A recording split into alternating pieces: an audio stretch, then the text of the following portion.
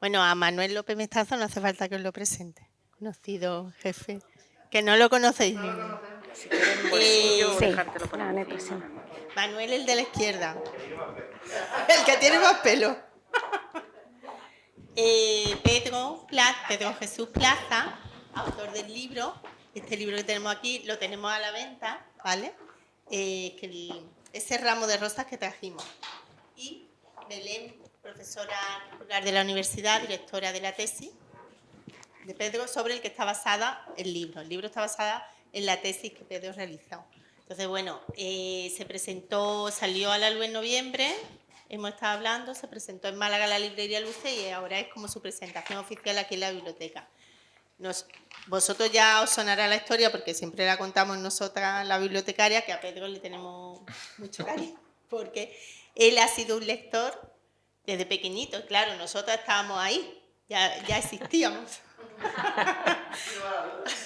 Hoy he mirado, por curiosidad, la fecha de tu carnet de la biblioteca. Pedro. Sí, lo he mirado porque digo yo, a ver, y es del 26 de abril del 2005. O sea, que tenías tú 9, ¿no? 9 años. Y lo estás pensando. Y digo yo, En la semana del libro. Sí, claro, ya he pensado. Qué casualidad que fuera por el día del libro. No sé, tú no lo recordarás porque te dije, ¿no? ¿Lo recuerdas? No. No. Le preguntaré por qué. Y le encantaba, con 12 o 13 años, le encantaba escribir poemas de amor. Muy buen poeta. Ya llevaba la poesía. Sí. Ya llevaba la poesía total. Es verdad que nosotras le tenemos mucho cariño porque, bueno, lo hemos visto crecer en la biblioteca. Nos vamos a quedar con un micro para intervenir de vez en cuando junto a Emilio, que era profesor en el instituto donde él estudiaba. Tenemos aquí un pequeño club de fans para ir interviniendo a lo largo de la presentación, porque sí que la presentación más técnica y más oficial, pues la hace con Manuel y con Belén. Pues nada, muchas gracias por venir, por elegirnos y bueno, le damos un aplauso para...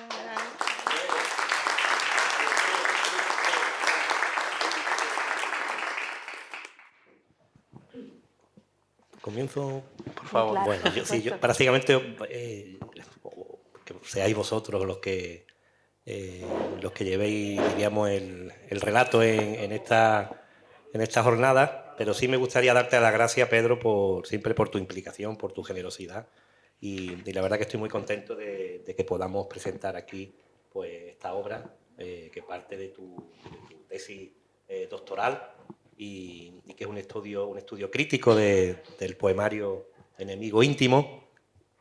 Y quiero dar las gracias también, por supuesto, a Belén Molina, que es profesora titular de la UMA, doctora de filología, y la verdad que ha sido la directora, ¿no?, de la...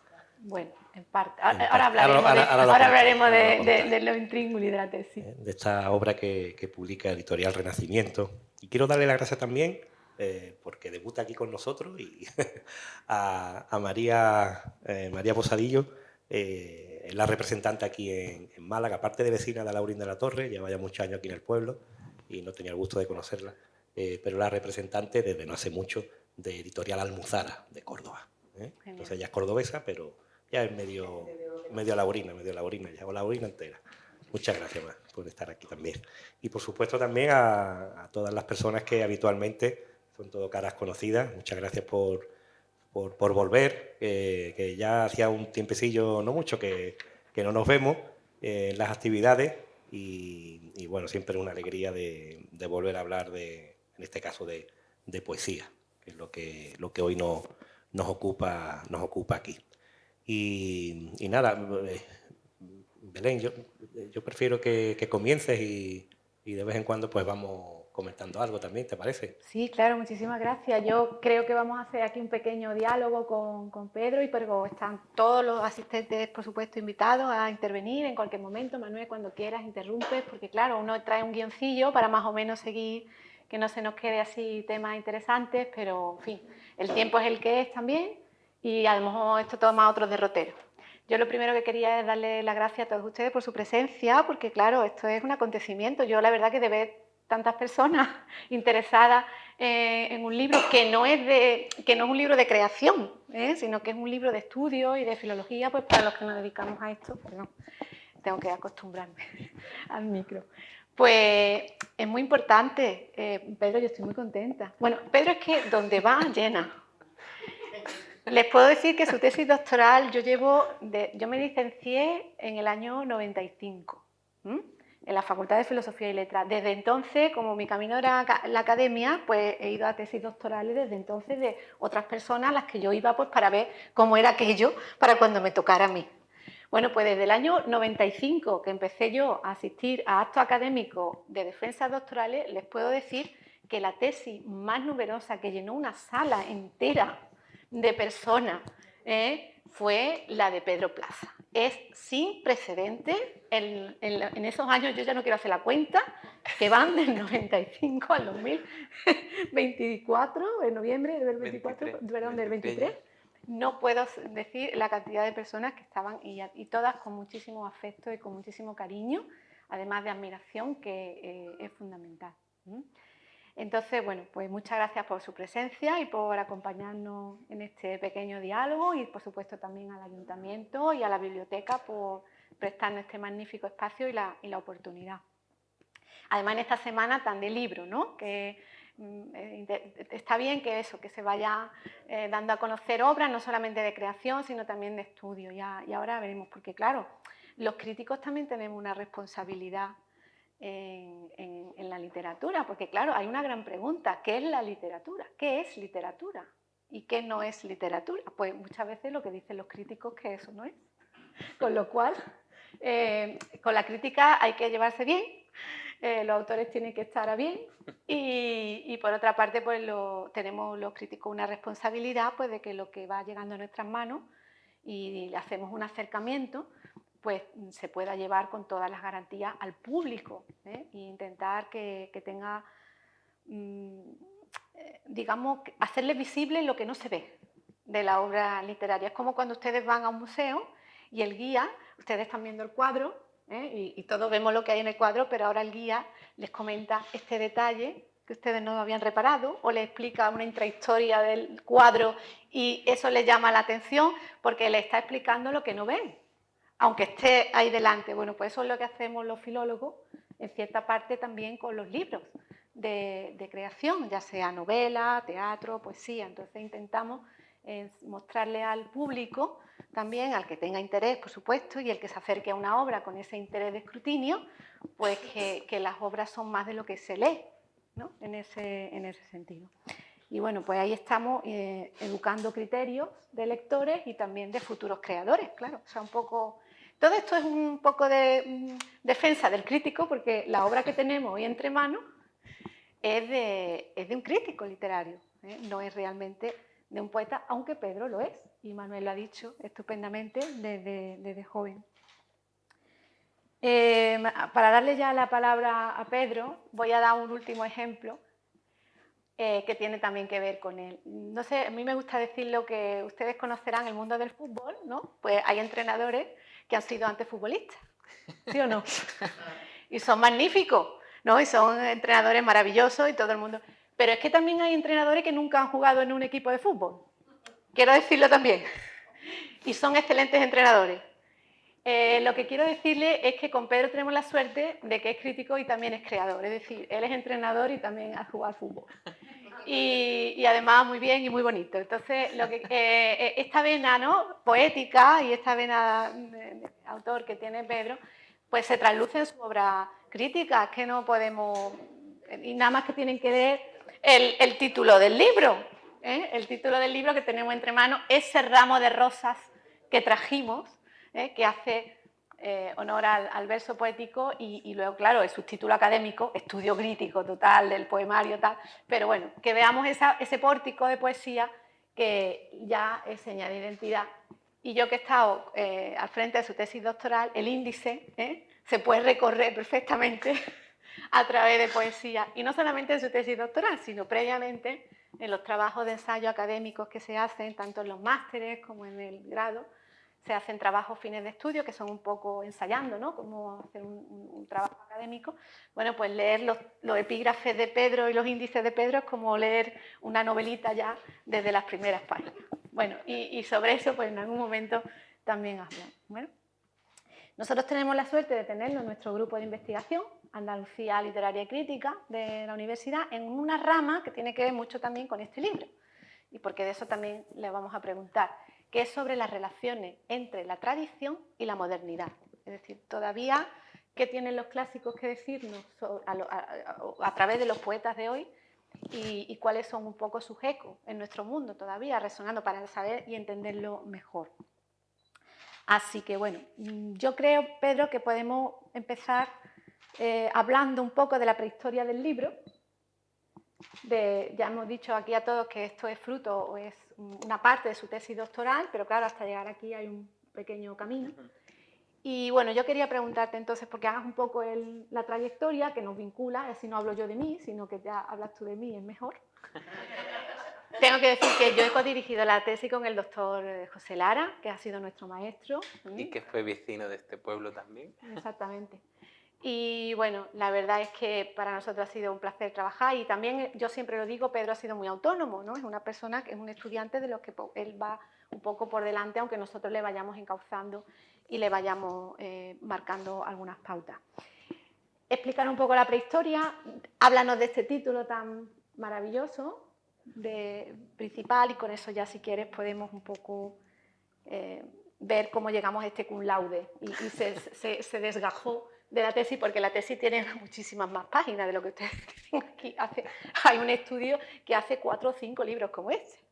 Entonces, claro, esto es un poco desgajar y esa trayectoria hasta llegar al libro. Con tu permiso, Belén, yo voy a empezar no por la prehistoria, sino por la anteprehistoria. Aquí Jesús no hablaba del Pleistoceno, no sé cuánto. Porque se han dicho muchas cosas que me he quedado ahí resonando, y con eso pues aprovecho para dar las gracias. Muchísimas gracias a todo el equipo de la Biblioteca de Laurín de la Torre, pero especialmente a Rocío y a Isa, que efectivamente me han visto crecer. Decía Rocío lo de los 9 años y yo estaba pensando, digo, uy, tan tarde. Digo, porque yo me mudé a Laurín de la Torre con 6 años. Digo, ¿y qué hice yo los 3 años esos entre los 6 y los 9? Pero me queda pensando, y claro, es que a mí me ocurría como a Matilda, no sé si habéis visto la película, que es que yo desconocía que uno se podía llevar los libros de la biblioteca a su casa. Entonces yo creo que pasé seguramente un par de años yendo a la biblioteca, cosa que tampoco me molestaba porque en la biblioteca se leía muchísimo mejor que en mi casa, que yo en aquel momento andaba un poco con una casa itinerante, no estábamos todavía establecidos, estuvimos un tiempo en casa de mi abuela, luego en casa de mi tía. Y claro, la biblioteca era ese lugar de refugio al que yo iba a leer, y no me importaba que no se pudiesen llevar los libros porque yo iba allí a leerlos. Y un día creo que alguien, seguramente tú, Rocío, me preguntó, ¿tú no tienes carnet? Y yo dije, no, ¿por qué iba a tener carnet de qué, no? Y ya me afilié al partido bibliotecario y ya tuve carnet hasta el día de hoy. Entonces, bueno, es cierto que mi biblioteca no es esta biblioteca, mi biblioteca era la que está ahora en el actual Museo de la Educación, que me pillaba muy cerquita, y yo allí fui muy feliz. Seguramente esa biblioteca me rescató de muchísimas cosas, así que muchas gracias. También muchas gracias a Emilio por estar aquí, porque Emilio fue de esas personas que me permitió crecer intelectualmente en un entorno opresivo como son los institutos de secundaria. Y es verdad que Emilio tardó en darme clase, fue en bachillerato cuando yo ya pude conocerlo como docente, pero Emilio fue quien lideró junto a Juan Mejía durante mucho tiempo aquella aventura que se llamó Cine Gebrenan, que era una revistilla que teníamos los alumnos del instituto y que estos dos señores, pues en lugar de irse a tomar café en el recreo, pues se quedaban con nosotros trabajando, invitándonos a escribir poemas, invitándonos a escribir artículos, y el blog todavía existe. Yo a veces me lo topo cuando busco alguna cosa en Google y tiene mucho mérito lo que hicimos en aquella época con tan pocos recursos pero con tantísimas ganas, ¿no? Muchísimas gracias a Manuel López por varias razones. La primera, por haberme acompañado en estos años, que yo es que era un adolescente muy raro, andaba ahí hablando con las concejalas de cultura, con los tenientes de alcalde, y con Manuel teníamos la suerte de que mi hermano y su hijo iban al mismo cole y siempre nos cruzábamos o a la entrada o a la salida, y Manuel pues siempre me daba algún pildorazo cultural, me informaba de los eventos. Tuvieron la amabilidad durante muchísimos años de invitarme siempre al portón del jazz, que yo evidentemente no me lo podía permitir siendo adolescente, y siempre tenían el detalle de invitarme, y yo disfruté enormemente de aquellos conciertos de música al aire libre. Así que muchísimas gracias por haber contribuido a que yo sea la persona que soy hoy. Y bueno, Laurín de la Torre es especial por muchas razones. En esa biblioteca también conocí a mi amigo Alberto Escavia, mi amigo verdadero. Nos conocimos en una presentación de otro libro, y ya desde entonces no nos separamos, una horchata lo unió todo. Aquí también con el taller de escritura del profesor Lara Garrido pues conocí a Esperanza, que empezó siendo una amiga y luego se convirtió también en otra madre, y también a Delma, que acaba de llegar, nuestra profe de escritura creativa de aquí del ayuntamiento. En fin, que yo me fui construyendo en este pueblo, mal que le pese a Laurín el Grande, y aquí ha confluido la cosa. Y sobre todo gracias por una cosa que supongo que es ese tipo de cosas que no se deben decir en público, pero que sin embargo yo creo que se deben decir. Y es que este libro no hubiera sido posible sin la contribución del Ayuntamiento de Alhaurín de la Torre, porque por desgracia el panorama editorial pues lo que quiere es literatura comercial, literatura que se venda y que sea rentable, y un libro que es académico no lo es nunca. Entonces, no habría sido posible la publicación de este libro si no hubiesen contribuido para ello el Ayuntamiento de Alhaurín de la Torre, el Ayuntamiento de Alhaurín el Grande y el proyecto de investigación Historia, Ideología y Texto, que es de la Universidad del País Vasco y que también contribuyó a ello. De modo que muchísimas gracias, Manuel, porque la verdad que fue muy fácil. Yo llegué pidiendo una cantidad de dinero y dijo, ¿vale? Y yo dije, ¿cómo que vale? Digo, si yo tengo aquí una lista de motivos para exponerte, no tuve ni siquiera que argumentarlo, entonces pues lo hizo muy fácil. Y muchas gracias a Jesús Castillo, que es el artífice, el conspirador y el culpable de que nos hayamos reunido aquí hoy, que siempre me tiene en cuenta. Y gracias, María, por escaparte, aun siendo una editorial rival, pero también tengo ahí un camino paralelo ahora con Almuzara. Yo creo que después de verano, si todo va bien, pues presentaremos aquí también la Andalucía de Gala y entonces volveremos a estar juntos.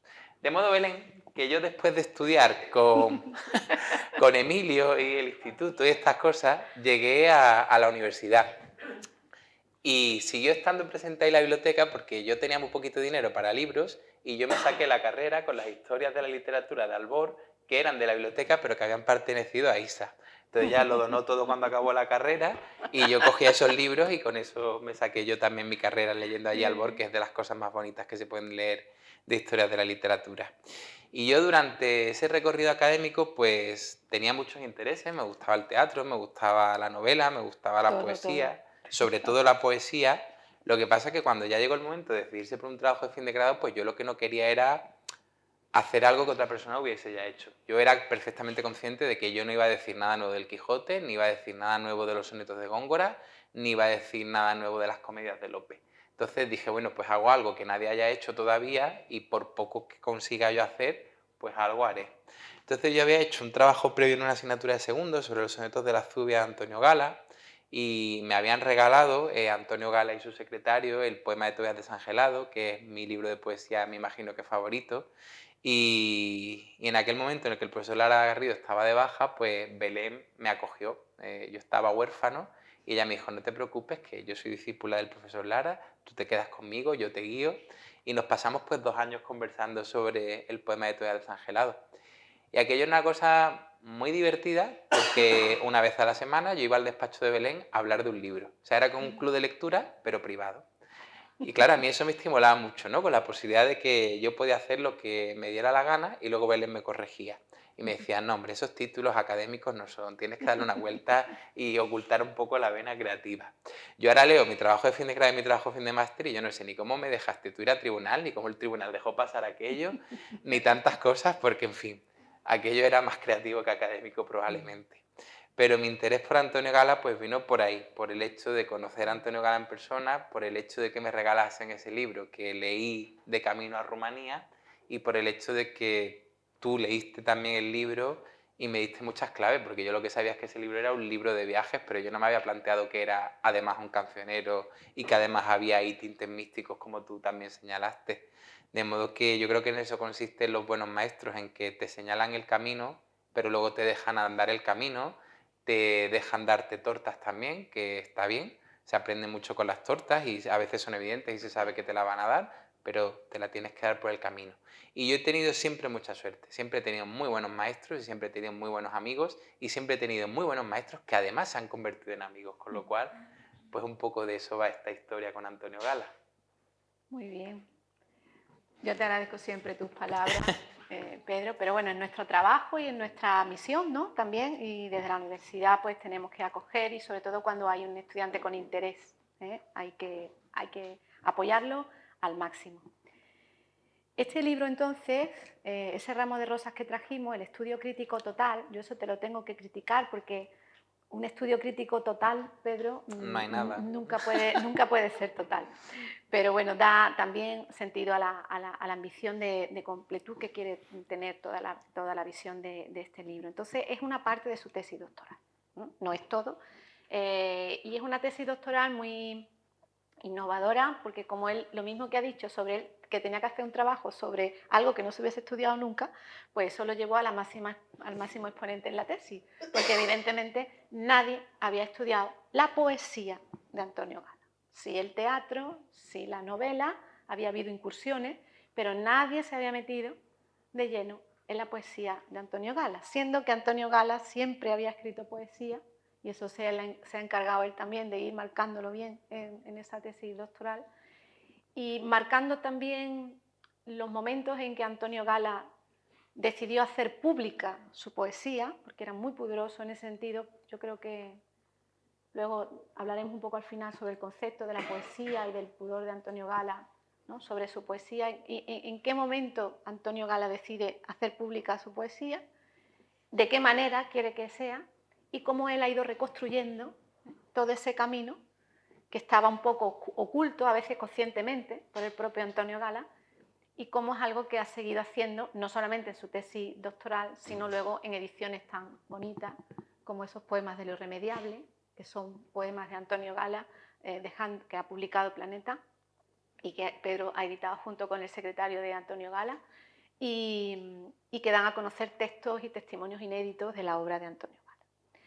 Y hablo de este libro porque ese libro es, digamos, el preámbulo cronológicamente a este otro, que es el primer poemario realmente que publica Antonio Gala y lo hace público, que es El enemigo íntimo. Entonces yo le doy la palabra a Pedro un momentito, Manuel cuando quiera interviene, para que nos presentes un poco, nos hables de ese primer libro de Antonio Gala y te reitero el título para que nos centremos y nos dé un poquito de orientación.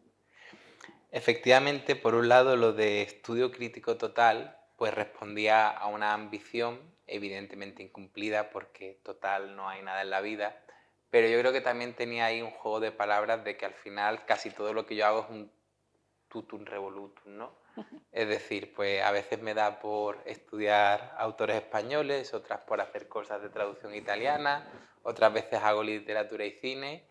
Y el año pasado me encargaron de hacer una cosa sobre Kafka y la pintura y dije, qué bien, no tengo ni idea de eso, voy a intentar hacerlo, ¿no? Y lo pasé muy mal, tengo que aprender a decir que no a este tipo de cosas. Entonces yo en realidad lo que intenté fue hacer ese revoltijo de tantas cosas. Y lo de la tesis era un reto, porque, claro, yo solo me centré en el poema de Teodoro Desangelado en el trabajo de fin de grado y en el trabajo de fin de máster. La intención era hacer todos los poemarios de Antonio Gala, es decir, que me faltaban 10 poemarios.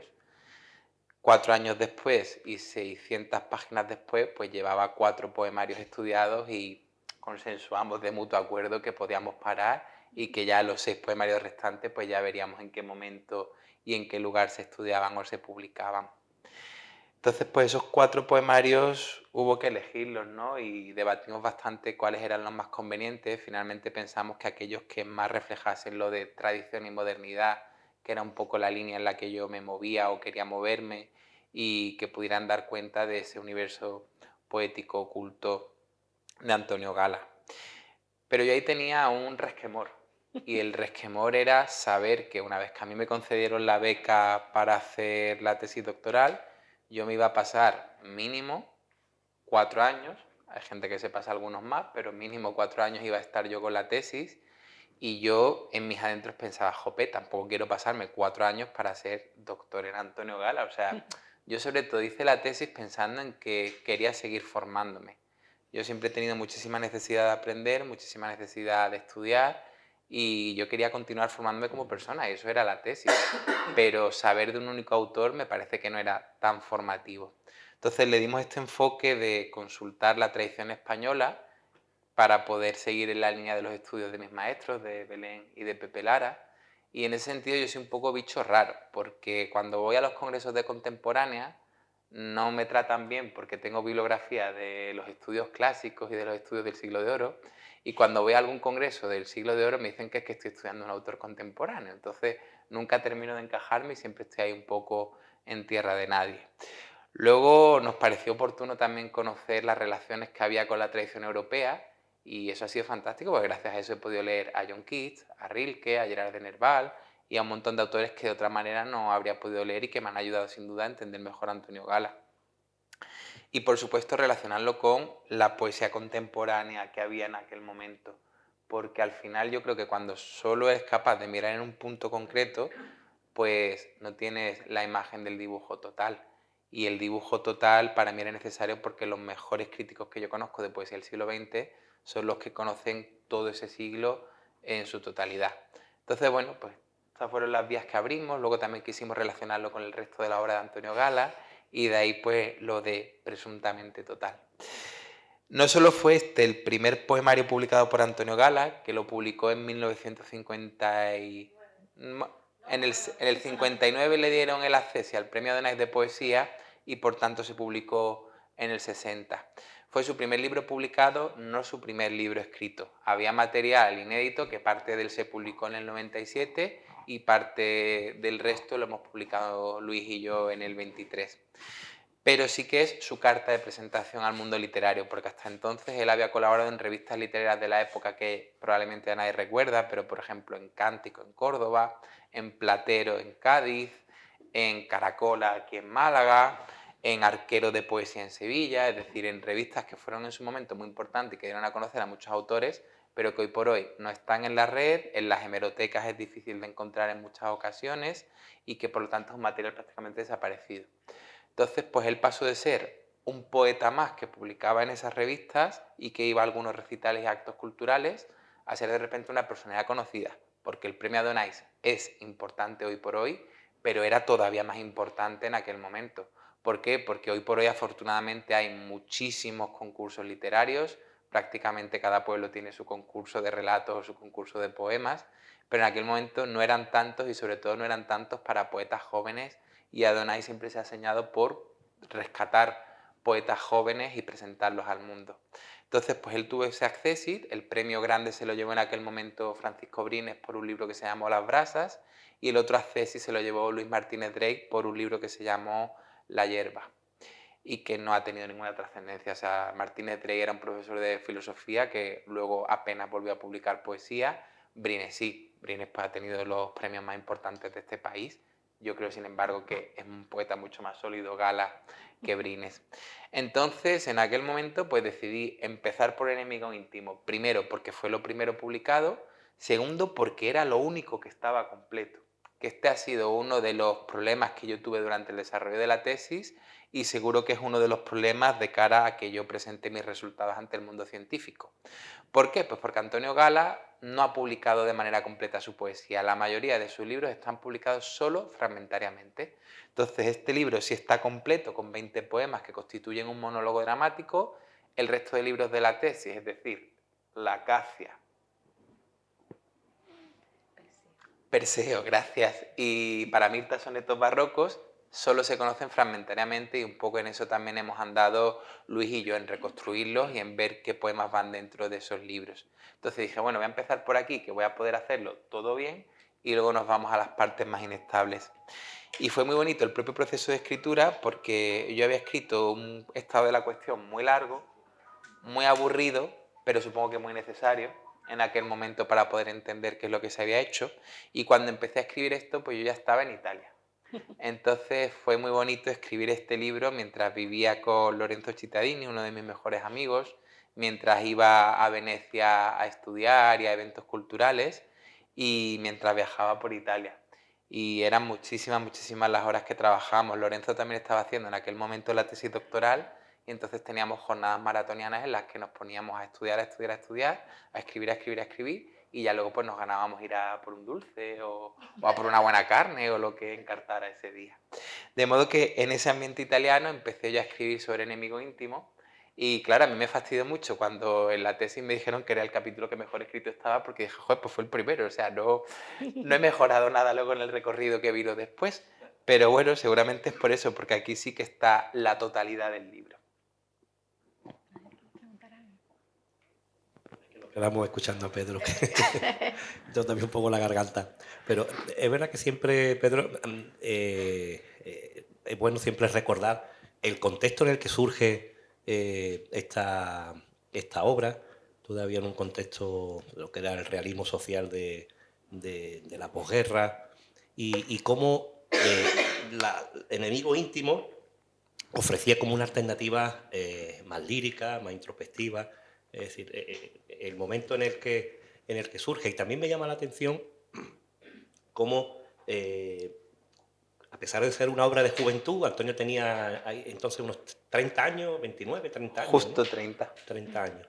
A pesar de ser una obra de juventud, pues contiene lo que es una gran madurez de alguien que ha vivido intensamente lo que es el amor, lo que es el desengaño, lo que es también la belleza, el temor. Entonces, estas cosas que dices tú, bueno,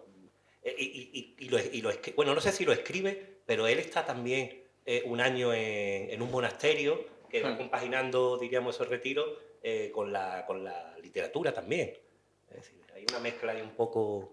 Estas son las cosas que a mí me maravillan de Manuel López, porque normalmente cuando uno va a un pueblo, a un ayuntamiento, te presentan y dicen que hizo la tesis doctoral sobre Antonio Gamoneda, y uno dice, no, hombre, no. Manuel se ha leído el libro, y no solo se lo ha leído, sino que además lo ha leído con un ojo atento, porque efectivamente son detalles muy importantes. Como muy bien dice él, pues el ambiente de aquella época era muy particular. La poesía del siglo XX tuvo dos ejes. Estaba por un lado la importancia del lenguaje y por otro lado la importancia del mensaje. Entonces toda esa poesía social era la que privilegiaba el mensaje por encima de que aquello tuviera una gran calidad literaria. Y era aquello lo que se hacía en aquella época. Estaban por ahí, pues por ejemplo, Ángel González, y Antonio Gala no. Antonio Gala decidió retornar a lo que había sido la gran calidad literaria, muy emparentado sobre todo con la generación del 27, que era hacia donde miraba, pero también con el grupo cántico, que era un poquito donde se estaba gestando su primera poesía.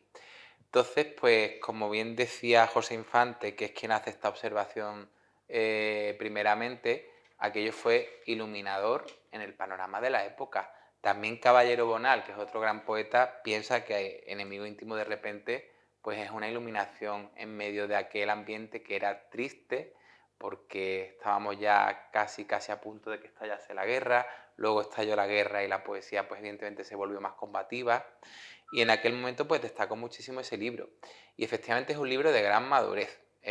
Luis, el secretario de Antonio, dice que yo insisto mucho con esto de la edad que tenía Antonio Gala cuando hizo tal cosa, pero es que es importante, o sea, es que claro, uno lee este libro ahora y piensa, bueno, Antonio Gala era un buen escritor, ya, pero es que aquello lo escribió no con 30, que es cuando lo publica, sino probablemente con 27, 28 años, que es cuando estuvo en el monasterio de la Cartuja de Jerez de la Frontera. Entonces, él dice que estuvo un año interno en el monasterio. Yo creo que probablemente fue algo menos, porque Antonio Gala siempre exagera, pero lo cierto es que una temporada estuvo en la Cartuja y estuvo con los cartujos, que son una orden que tienen voto de silencio, con lo cual él andaba por allí, por los pasillos, solo se podían hablar para las tareas cotidianas lo esencial, leían la Biblia, leían los devocionarios, y me enseñó una vez el secretario Belén, que eso fue precioso, uno de los catecismos que tuvo Antonio Gala mientras estuvo en la Cartuja. Y ese material yo no lo he podido manejar, pero tiene que ser precioso ver qué pasajes subrayaba, qué anotaba y cómo eso se vuelca después en su escritura. Entonces, Enemigo íntimo es un libro que se gesta justo en ese ambiente entre lo místico y lo religioso. Y ya llega un momento en que los monjes le dicen: mire usted, don Antonio, su voz no es nuestro silencio. Y le propusieron amablemente pues, que abandonase la Cartuja y que hiciese vida fuera. Entonces abandonó la Cartuja y se fue a Madrid a vivir la vida bohemia, y en ese vivir la vida bohemia pues fue cuando decide presentar este libro al premio Adonai de poesía. Un poco azuzado, ¿no? Quizá. Poco azuzado, porque él siempre dice que lo de los concursos no le había hecho mucho caso. De hecho, el siguiente premio que obtuvo, que fue el premio Calderón de la Barca de Teatro por los Verdes Campos del Edén en el 63, no lo presentó él, lo presentaron Félix Grande y Paca Aguirre. Y probablemente aquí pues también hubo alguna invitación a que lo presentase, pues porque el grupito de poetas que se reunían, unos iban con Vicente Alexandre a Belintonia, otros no, pero el grupito ese que había en Madrid, pues Félix Grande ya lo había ganado, por ejemplo, ¿no? Con Las Piedras, creo que se llamaba su libro. Lo había ganado creo que también ya Carlos Sahagún, en fin, que había ya una serie de poetas jóvenes pero notorios que habían tenido ese premio, y era un poco la aspiración. Sigue siendo probablemente la aspiración hoy por hoy. A mí me encantaría ganar el Adonai el día de mañana, evidentemente tener una estatuilla y tener ese libro tan bonito. Entonces pues en eso andaba, lo azuzaron, se presentó y tuvo fortuna. Pero coméntale aquí a nuestro, porque claro, ellos podrán tener la ocasión de leer tu libro.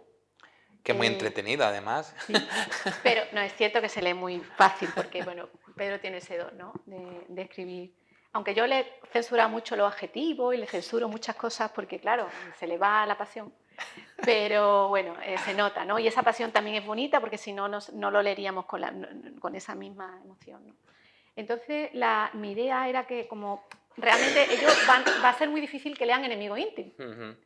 Porque es que es un libro que está muy poco asequible, es un libro de poco acceso. Entonces, ¿le puedes explicar, nos explica quién es ese enemigo íntimo y qué es lo que Antonio quiere transmitir con ese poemario tan compacto, tan pensado, de 20 poemas que presentó al Adonai y que salió premiado con Access? Luego al final, si queréis, podemos leer algún poema de Enemigo íntimo, que lo puedo buscar ahí en el móvil en un PDF, para leerlo completo, porque aquí están de manera fragmentaria. Pero efectivamente esa es la gran pregunta. Desde el título uno dice: ¿quién es el enemigo íntimo? Y va apareciendo en distintas formulaciones a lo largo de esos 20 poemas, que están con números romanos, y por lo tanto eso al final hace que se divida, pero a la vez hace también que todo se junte, porque en realidad Enemigo íntimo es un solo poema probablemente, segmentado en 20 escenas, en 20 fragmentos, en lo que queramos llamarlo, pero hay un hilo de continuidad y hay un discurso. Y esto es importante entenderlo en el caso de Antonio Gala, porque es un autor total, él sí, entonces no hay un Antonio Gala que es dramaturgo y un Antonio Gala que es poeta. Antonio Gala siempre es Antonio Gala. Y por lo tanto, ¿qué es lo que ocurre? Pues ocurre que su teatro es muy lírico, muy simbólico, y su poesía tiene mucho de teatro. En este caso tiene esa parte de monólogo. ¿Y cómo se define el monólogo dramático? Pues se define como un personaje que se puede corresponder o no corresponder con el autor. En este caso pues se corresponde al menos con el sujeto lírico, y el sujeto lírico contempla y reflexiona sobre lo que ocurre a su alrededor. Y en este caso sobre lo que se reflexiona es sobre el amor y la muerte, sobre Eros y Tánatos, que son los contrarios o quizás son los mismos, ¿no? Que es al final lo que nos plantea este libro. Entonces, a lo largo de ese monólogo va apareciendo la figura del enemigo íntimo, de la cual a veces se habla, pero en otros momentos él se dirige directamente al enemigo íntimo, es decir, conversa con él. Y esa fue una de las claves que verdaderamente nos costó desvelar, porque no sabíamos si el enemigo íntimo era un desdoble del propio yo, y entonces había ahí una especie de conversación especular. No sabíamos si el enemigo íntimo era un amor en concreto, que podría haber ocurrido, pues que tuviese en aquel momento un amor en concreto. Y al final nosotros decidimos, digo nosotros porque es que esto yo lo escribí, pero fue una cosa que Belén y yo íbamos desgajando en las tutorías, íbamos haciendo propuestas, comparando con otros textos, y fue Rilke quien nos dio la clave. En esa maravillosa primera elegía de Rilke, en el que él dice, todo ángel es terrible, no sé cómo se dirá eso en alemán, pero en español todo ángel es terrible, pues es esa misma figura angelical, que por un lado es divina, por un lado impresiona, por otro lado apasiona, pero produce estremecimiento, produce temor y produce incluso terror. Entonces, en ese terror que produce el amor es donde se mueve el enemigo íntimo. Y el enemigo íntimo yo creo que al final es fruto probablemente de varios amores idealizados y de varios amores que aspiran a la divinidad, aspiran a la trascendencia, aspiran a la perennidad. Entonces ese diría yo que es el enemigo íntimo. Luego también tiene que ver con la tradición inglesa y en concreto con William Shakespeare, cuando Julieta, subida en el balcón, le dice a Romeo, solo tu nombre es mi enemigo. Claro, porque uno era Capuleto, el otro Montesco, y eso era irreconciliable, no se podía hacer nada. Y le decía, hombre, por lo demás eres perfecto, pero tu nombre es mi enemigo, ¿no? Entonces, en esa tensión, que al final es un tópico literario, ¿no? El milite amoris, el concebir que todo es una guerra y que la otra persona no es ya nuestro siervo, sino que es nuestro enemigo y hay que pelearse, hay que batallar con él, pues es donde se mueve Antonio Gala y un poco como Góngora, pues a batallas de amor. Campo de Club. Efectivamente. Muy bien. Nos sigue coleando tu verso de inicio. Ah, sí, ese ramo de rosas que trajimos. ¿Por qué ese verso? Porque yo es que disfruto enormemente, o sea, vosotros no os podéis imaginar el placer físico e intelectual que yo experimento cuando estoy en mi casa haciendo un índice y digo, ¿qué verso es el que va a definir este capítulo? ¿Qué verso es el que va a definir este libro?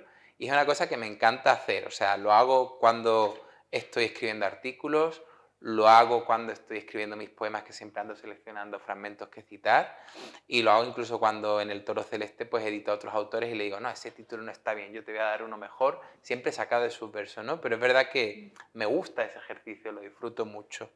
Y en este caso quise que fuese ese ramo de rosas que trajimos por dos razones. La primera porque la rosa es un símbolo que está muy presente dentro del poemario, lo floral en general, pero la rosa en particular. Y esa rosa es la de Keats, es la de Yeats, es la de Shakespeare, es la de Rilke, es la de William Blake. Es la rosa que aparece también dentro de Romeo y Julieta cuando le dice una rosa podría tener otro nombre, pero seguiría oliendo bien, ¿no? Viene a decirle más o menos. Pues quería que estuviese ese símbolo presente porque al final era una manera de encarnar la poesía. Y yo quería que quedase claro que esto era un trabajo también poético. Y me gustaba lo de que trajimos porque al final tenía una conexión con una cosa que a ti te gusta mucho y que tú andas precisamente investigando últimamente, que es el paraíso perdido. No en vano, Antonio Gala publicaría justo después de esto una obra de teatro llamada Los verdes campos del Edén, y Los verdes campos del Edén es el ser humano expulsado de su paraíso y viviendo en un cementerio, que fue una cosa muy rompedora en su momento. Pues aquí también Antonio Gala se plantea sobre qué se trajo del Edén cuando el ser humano fue expulsado, y lo que se trajo fue pues simplemente un ramo de rosas.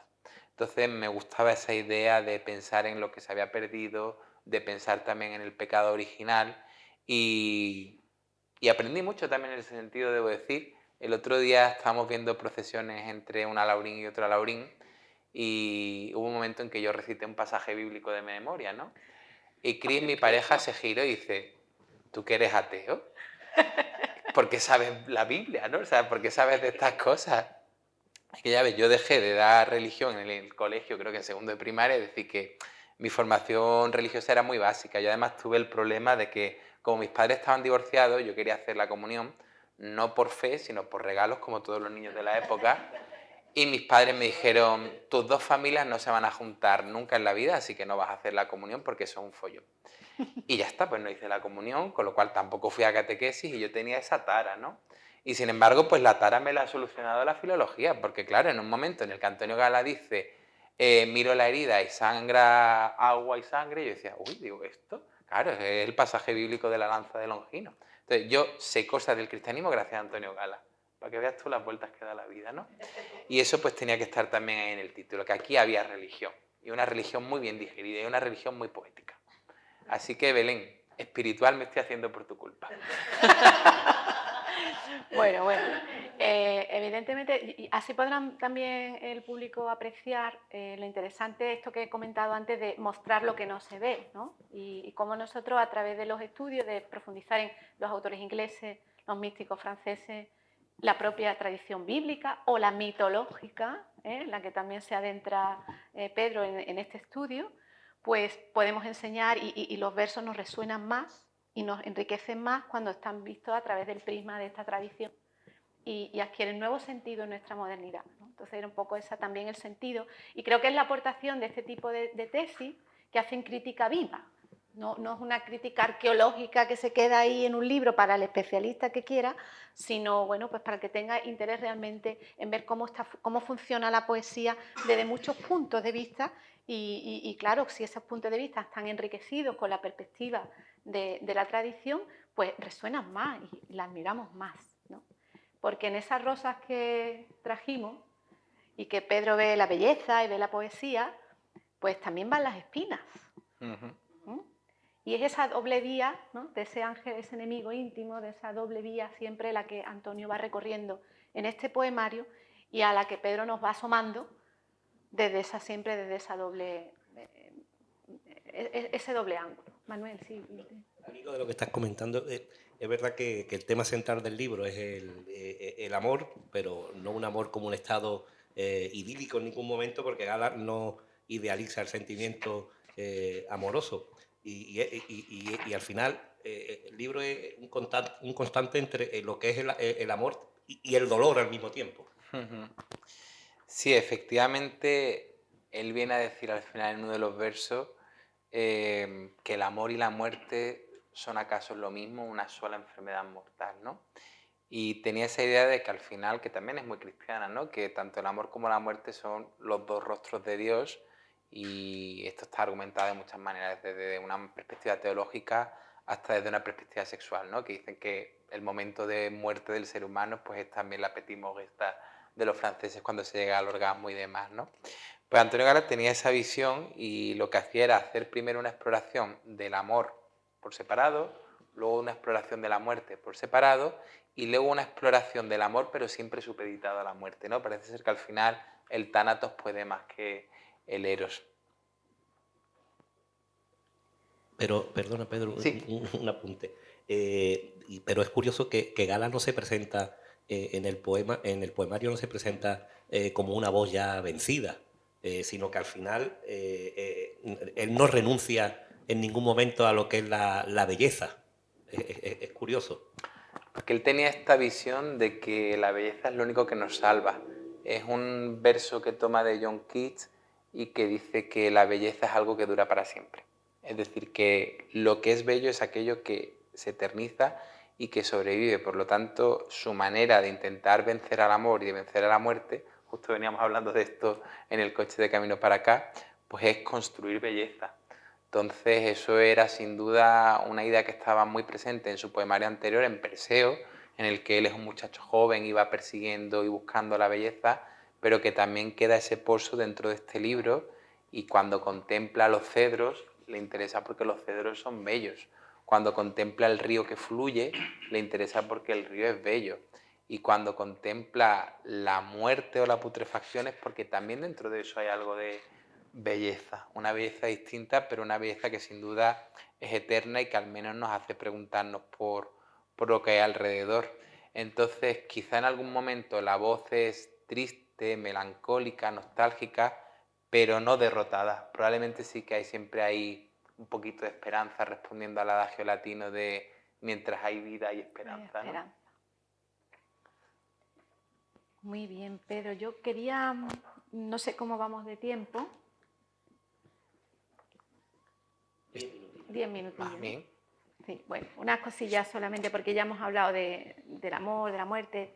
A mí lo mismo que le gusta a Pedro, y lo ha confesado, algo que compartimos, el buscar un buen verso para el epígrafe, ¿no? Porque parece que inspira o que marca ya para lo que viene después. Otra cosa que le gusta a Pedro muchísimo son las citas iniciales de los capítulos y Ay, que sí, es orientan. verdad.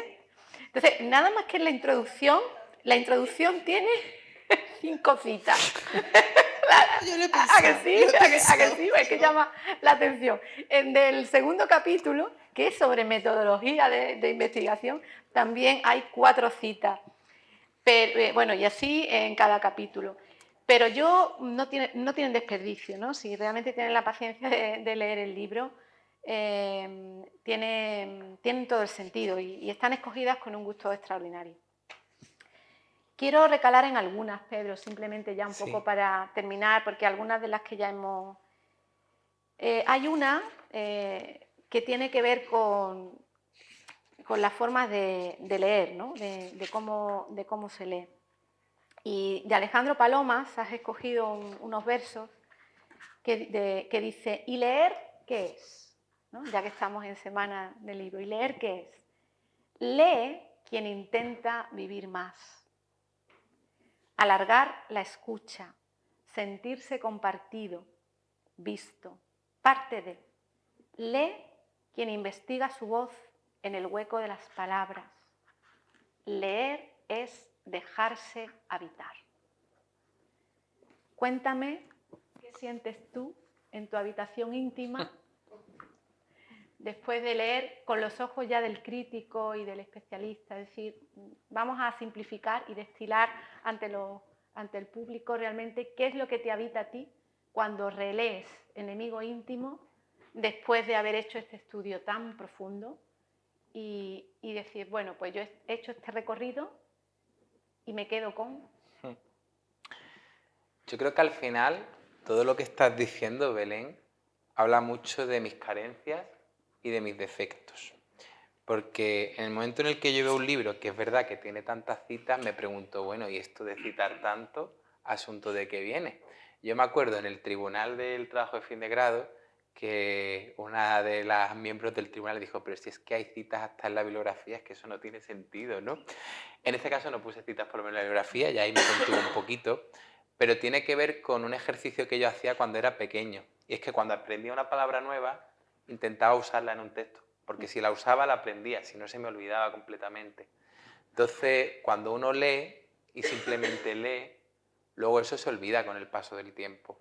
Pero cuando uno subraya, anota, escribe en una hoja aparte, que es lo que hago yo, o en este caso extrae citas que hace suyas y las usa en otros textos, las aprehende con H intercalada, ¿no? Y se quedan contigo. Entonces a mí me gusta volver sobre esas citas porque sí que las puedo recordar.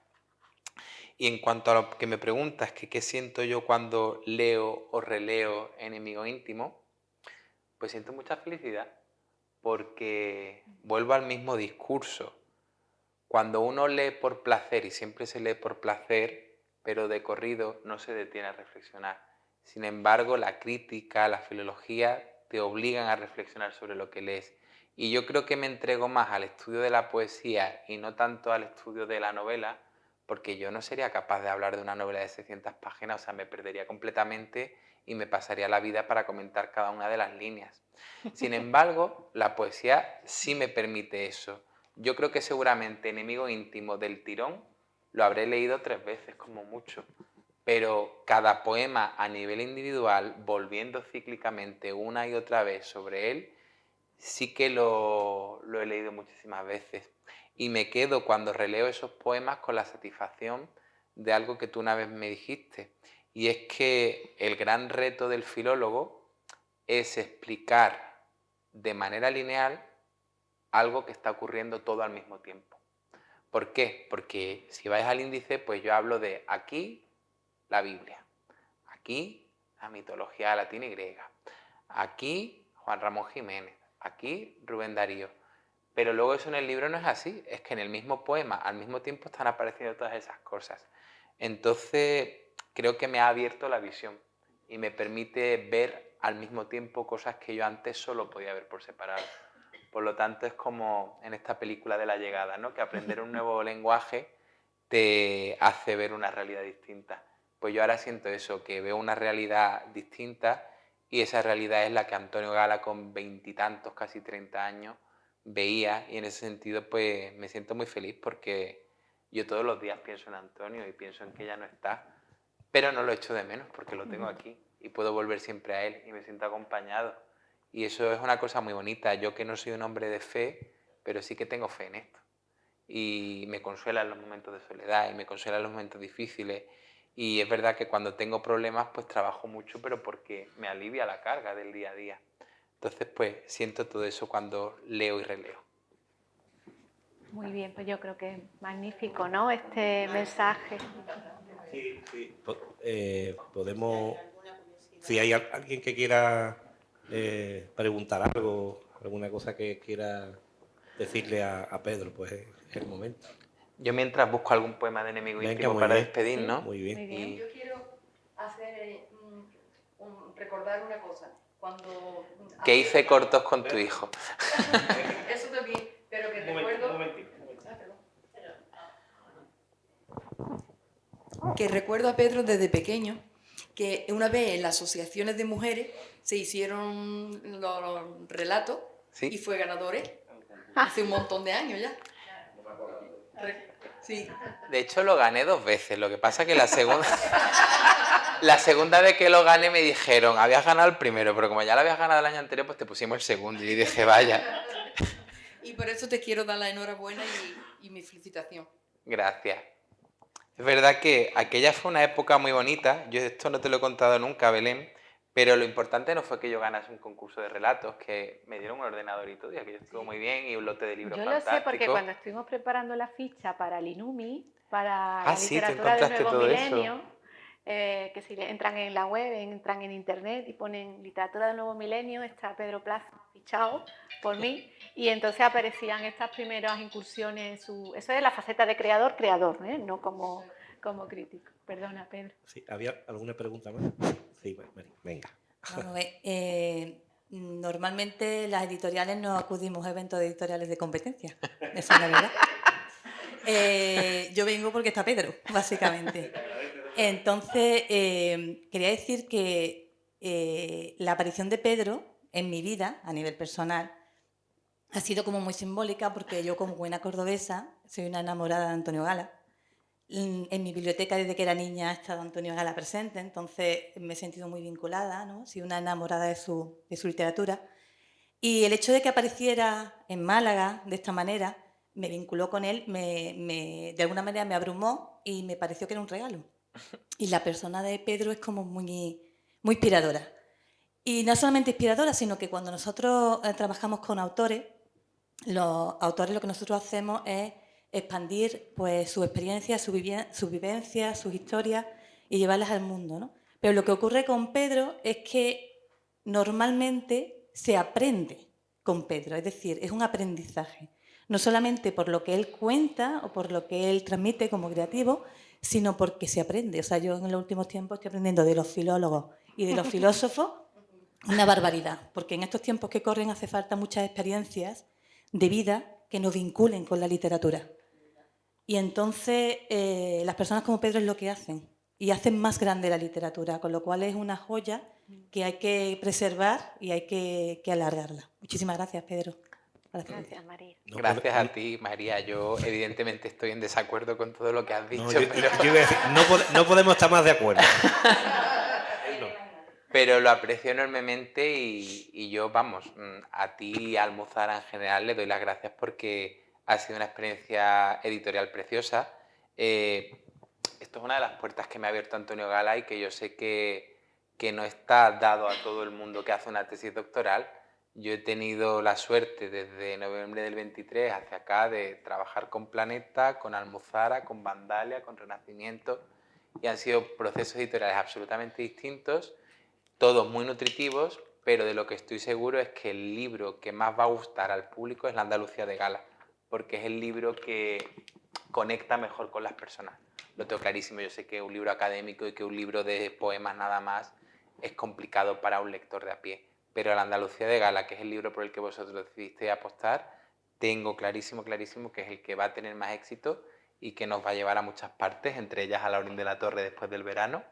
Y aprovecho y te lanzo una cosa, ya que está aquí María, tenéis que traer también a Laurín de la Torre a Alejandro G.J. Peña, que es un filósofo estupendo que han publicado con El arte de vivir la muerte, y es un libro precioso, y yo creo que Alejandro lo ha hecho mucho mejor que yo, porque ese libro también es parte de su tesis doctoral, pero es una tesis doctoral mucho más comunicativa y mucho más divulgativa que la mía.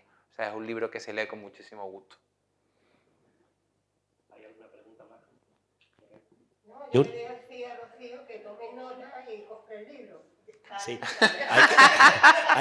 hay que decir también que ahí está también Más que Papel, la librería Más que Papel también, que lo tiene por si alguien quiere comprarlo también. Y se puede llevar en préstamo, de todos modos. Una preguntilla de última hora. No, es que resulta que, bueno, que tenía aquí dentro del libro, como para separar... De la imprenta Sur. el folleto de una exposición que ahora mismo en el Centro Cultural María Victoria Atencia, que es magnífica, que recomiendo que vayas a verla, porque es la historia. Ahora tenemos este año 25, 100 años de la imprenta Sur, en el 26, 100 años del Litoral, y en el y en el 27 la generación del 26. No, pero al hilo, es que me he acordado, la influencia de, no sé si, la influencia de Cernuda en lo que es este poeta. ¿Hay algo que tú veas?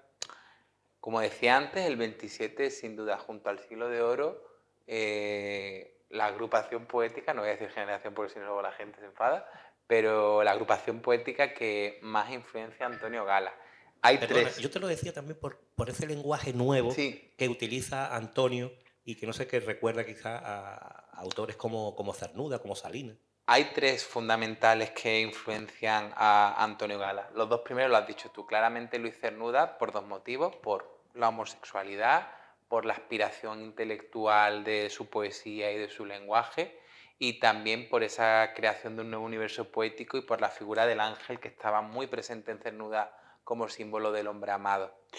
Luego Pedro Salinas, que quizá no es el evidente, pero Pedro Salinas está mucho en Antonio Gala en el momento en el que concibe muchos de sus libros como cancioneros, y está muy presente de manera manifiesta porque hubo un libro que hizo Visor, así muy tocho y muy negro, que se llamó Los mejores poemas del siglo XX o algo así, y que le pedían a críticos, a poetas, a escritores en general, que dijesen cuál era el mejor poema del siglo XX en su opinión. Y Antonio Gala decía que el mejor poema del siglo XX era La voz a ti de vida, que es el libro por excelencia de Pedro Salinas, con lo cual Pedro Salinas está. Y luego está, por supuesto, Lorca. Lorca está por tres coincidencias que dice él: el teatro, la poesía y Andalucía. Y está muy presente sobre todo por los sonetos del amor oscuro, que influencian mucho los sonetos de la Zubia de Antonio Gala. De modo que yo diría que esas son las tres influencias principales del 27, pero luego llegó a tener contacto tardío con Gerardo Diego y también con Bergamín, con quien tuvo alguna carta y algún intercambio puntual personal. Pues vamos con ese poema si quieres, Pedro. Ah, sí, que me había olvidado de eso. Cerramos con el poema, Belén. ¿Quieres Sí. comentar algo No, para...? nada. Cerramos con el poema. Sí, claro. Bueno, es el poema número 10 y este es uno de los que hacen alusión a la mitología griega, que a mí tanto me gusta. Solo sé que volvemos. La vida es un retorno a los confusos centros en donde Eurídice medita.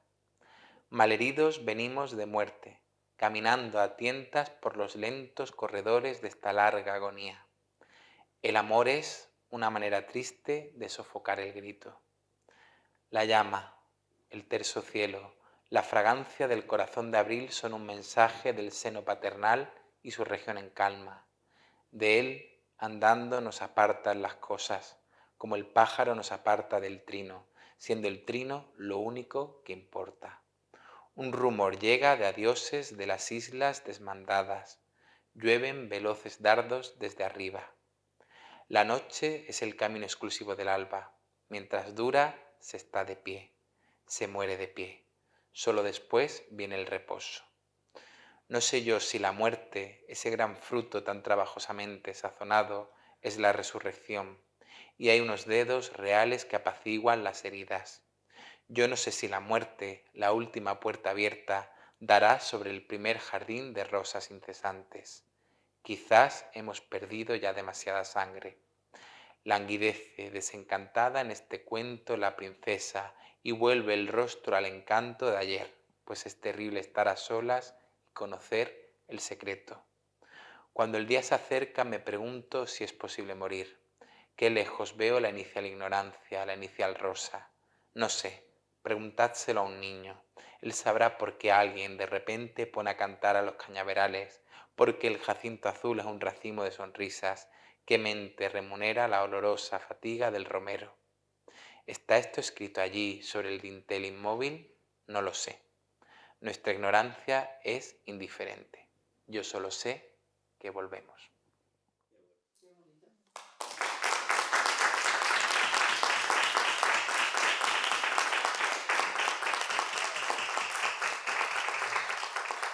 Muchísimas gracias a todos y a todas Gracias. por Muchas haber gracias. hecho un hueco y estar aquí en las muchas actividades que hay ahora con el Día del Libro. Muchísimas gracias a Manuel por Gracias. habernos acogido y acompañado.